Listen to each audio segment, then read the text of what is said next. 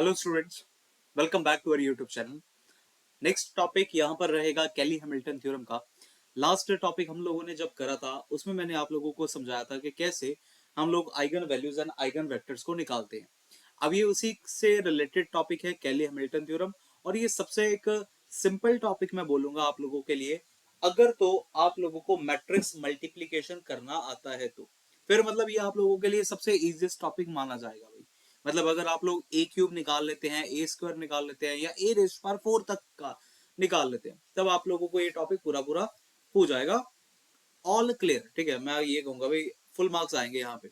बाकी वीडियो पसंद आए, वीडियो को जरूर लाइक करना है, दोस्तों के साथ आप लोग जरूर शेयर करिएगा। बाकी चैनल पर अगर आप लोग नए हैं तो चैनल को जरूर सब्सक्राइब करिएगा। आप लोगों को मैं बता देता हूं कि कैली हैमिल्टन थ्योरम दरअसल होता क्या है। जैसे कि आप लोग डिफाइन देख सकते हैं कि every square matrix satisfies it's characteristic equation. Last part में हम लोगों ने कैरेक्टरिस्टिक इक्वेशन के बारे में जाना था कि कैरेक्टरिस्टिक इक्वेशन होता क्या है। जिन्होंने वो पार्ट नहीं देखा है, आप लोग डिस्क्रिप्शन में पड़े हुए लिंक पर जाकर देख सकते हैं। पूरी प्लेलिस्ट भी पड़ी हुई है लीनियर अलजेब्रा की, वो भी आप लोग देख सकते हैं। तो यार कैली हैमिल्टन थ्योरम में अगर आप लोगों के पास कोई स्क्वायर मैट्रिक्स है, जैसे कि ये एग्जांपल में है अपने पास एक स्क्वायर मैट्रिक्स है, अगर ये कैरेक्टरिस्टिक इक्वेशन को सेटिस्फाई करे, तब हम लोग कहते हैं कि भाई हमारी जो कैली हैमिल्टन थ्योरम है वो सेटिस्फाई होगी। सिंपल। मतलब अगर एक स्क्वायर मैट्रिक्स है, वो स्क्वायर मैट्रिक्स हमारी कैरेक्टरिस्टिक इक्वेशन को, कैरेक्टरिस्टिक इक्वेशन हम लोगों ने निकाली थी वो लेमडास वाली, ठीक है ना, लेमडा स्क्वायर वाली और लेमडा क्यूब वाली, वो उसको अगर सेटिस्फाई करे तब आप लोगों का ये वेरीफाई हो जाएगा। इसी के साथ एक और सम यहाँ पर पूछा जाता है, हेंस फाइंड ए इनवर्स। तो हम लोग इसको भी इसी में करेंगे। इस वीडियो में हम लोग सिर्फ और सिर्फ दो क्वेश्चन डिस्कस करेंगे। एक रहेगा फॉर द 2x2 और एक रहेगा हमारा 3x3 के लिए। तो चलिए शुरुआत करते हैं आज पहले सम के साथ। जैसे कि verify Cayley Hamilton theorem for the matrix जैसे कह रहे हैं, उसमें आप लोगों को मैट्रिक्स से गिवन है a इज इक्वल टू 3 -7 4 5, और पूछ रहे कि भी वेरीफाई हो, वेरीफाई, अच्छा यहाँ पे तो वैसे कह दिया गया है वेरीफाई करना है। कभी कभी पेपर में लिखा आता है कि चेक कैली हैमिल्टन थ्योरम, कभी कभी ऐसा लिखा आता है, ठीक है। सो काम क्या रहेगा, हम लोग कैरेक्टरिस्टिक इक्वेशन अपनी फाइंड करेंगे। अब अगर आप लोगों को कैरेक्टरिस्टिक इक्वेशन को फाइंड करना है, उसके लिए प्रोसेस क्या था, उसके लिए एक मेथड था जिसमें हम लोगों ने a minus lambda A equal to 0 ये चीज इवेल्युएट करी। इसके लिए अब आप लोग भाई मैट्रिक्स फाइंड करते हैं, मैट्रिक्स में कैसे करेंगे, जैसे मैंने बताया था डायगोनल एंट्रीज में आप लोगों ने लेमडा को माइनस करके लिख देना है। जैसे कि 3 माइनस लेमडा, यहाँ आ जाएगा -7, यहाँ आ जाएगा 4 और यहाँ आ जाएगा 5 माइनस लेमडा इक्वल टू 0।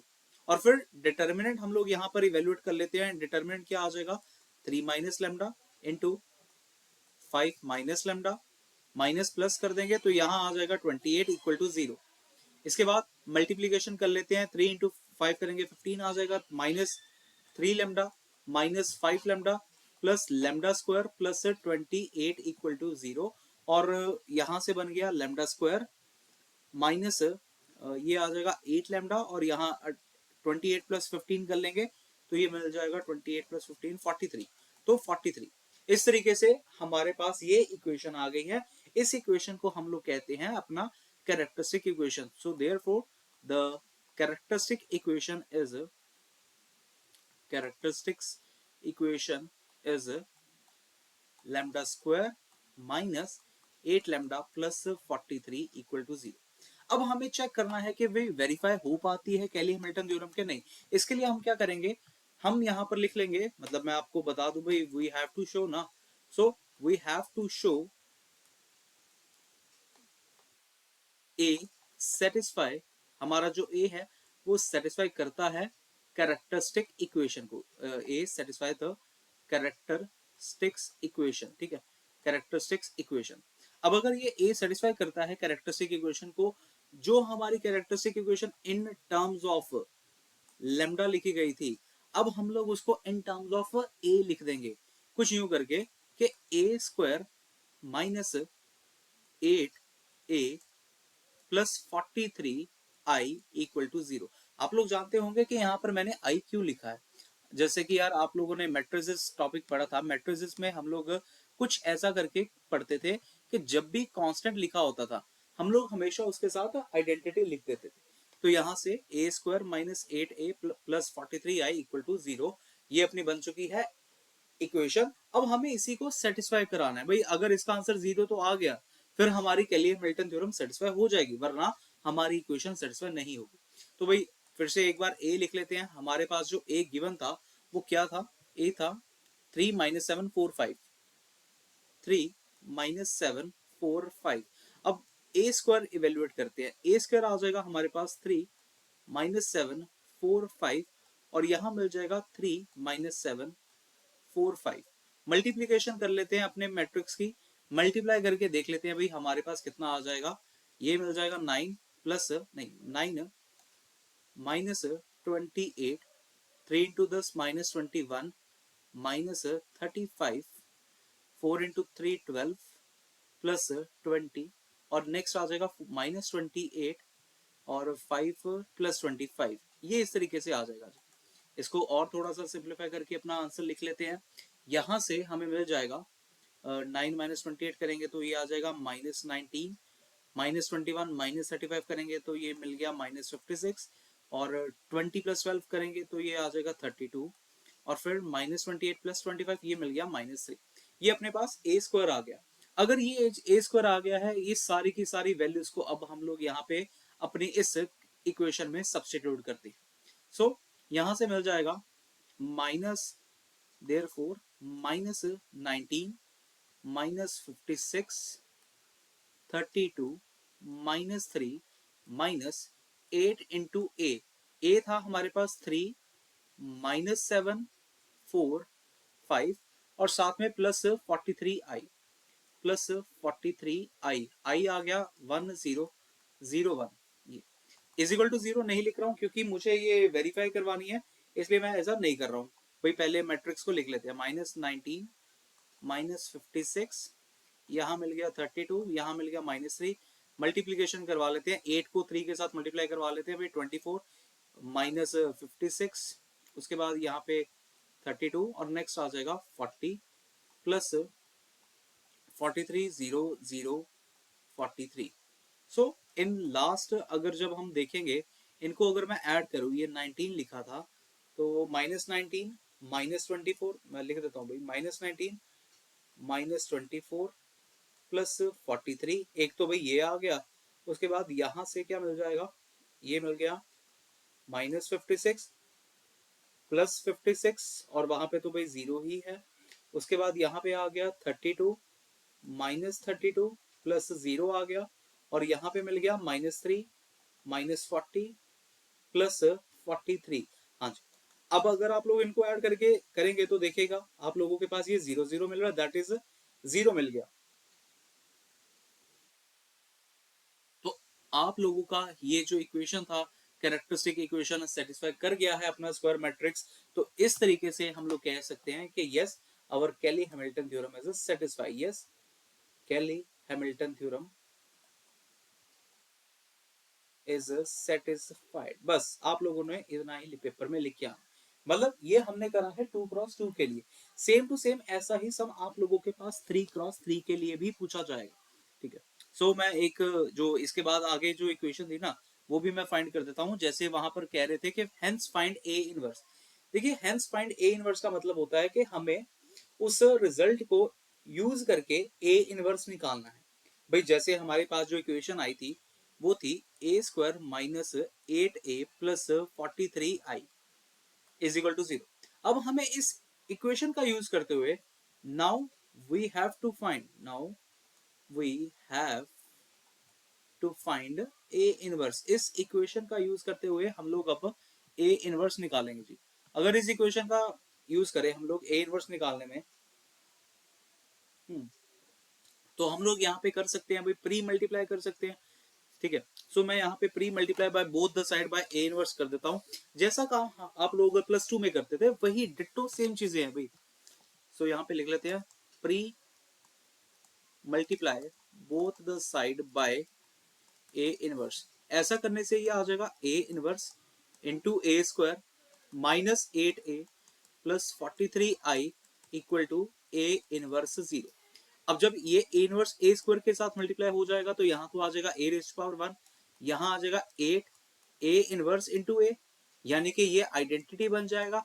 और यहाँ पे आप लोगों को क्या मिल जाएगा, ए इनवर्स, और ये चीज तो भाई जीरो मिल गई, मतलब a minus 8 into identity plus 43 a inverse is equal to 0।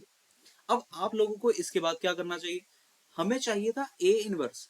अगर आप लोगों को ए इनवर्स चाहिए, ये वाली टर्म इधर ही रखिएगा और बाकी की सारी टर्म जो थी उसको हम लोग इज इक्वल टू 0 की तरफ भेज देंगे, जैसा कि 8i माइनस ए। सो यहां से ए इनवर्स अपने पास आ गया 1/43 इंटू 8i माइनस ए। ठीक है, सो ये आप लोगों का अब होमवर्क में रहेगा, इतना पार्ट आप लोग खुद आंसर लिखकर खुद सॉल्व करेंगे और बताएंगे कि आप लोगों का आंसर यहाँ पे क्या मिलता है। कुछ नहीं करना है, आई की जगह पे आप लोगों ने आई रख देना है और ए की जगह पे आप लोगों ने ए रख देना है। रखने के बाद आप लोगों को सिर्फ और सिर्फ सॉल्व करना रहेगा, जब भी आप लोगों को सॉल्व करना है तो। ठीक है, सो होप कि आप लोगों को भाई 2x2 के लिए पूरा पूरा कंसेप्ट समझ में आ गया होगा।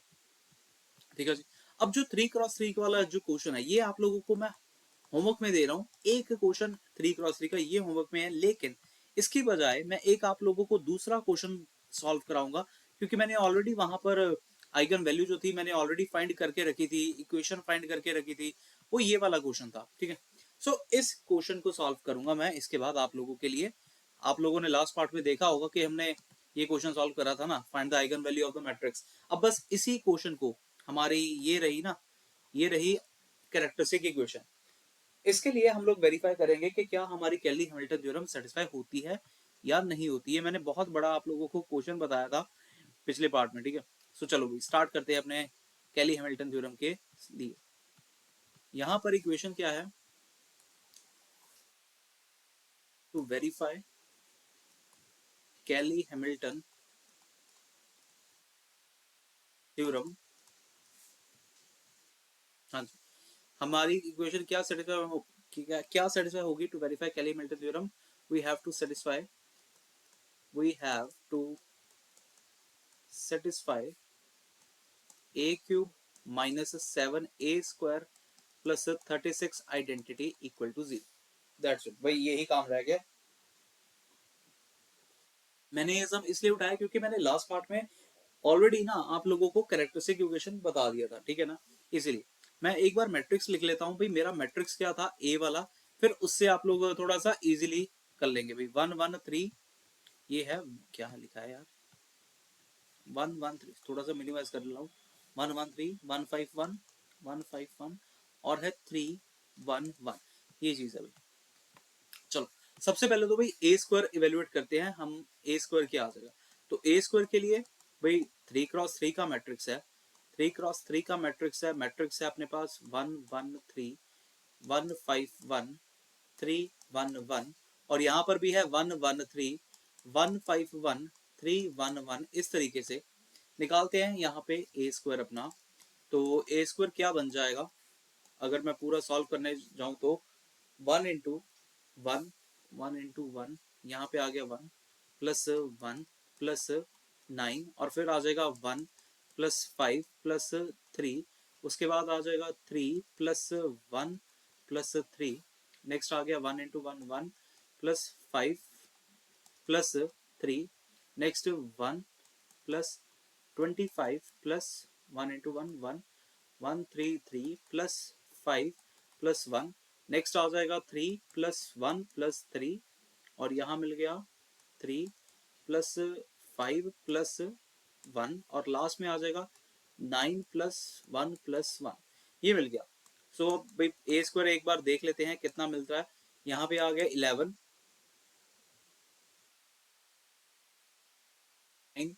यहाँ आ जाएगा 7, 1 प्लस 5 6, 6 प्लस 3 9, 1 प्लस 25 26, उसके बाद 3 प्लस 1 4 9, 3 प्लस 1 7, और 3 प्लस ये आ गया, फिर से 9 आ गया ना यहाँ पे, और 9 प्लस 1 प्लस 1, ये हमें मिल गया 11।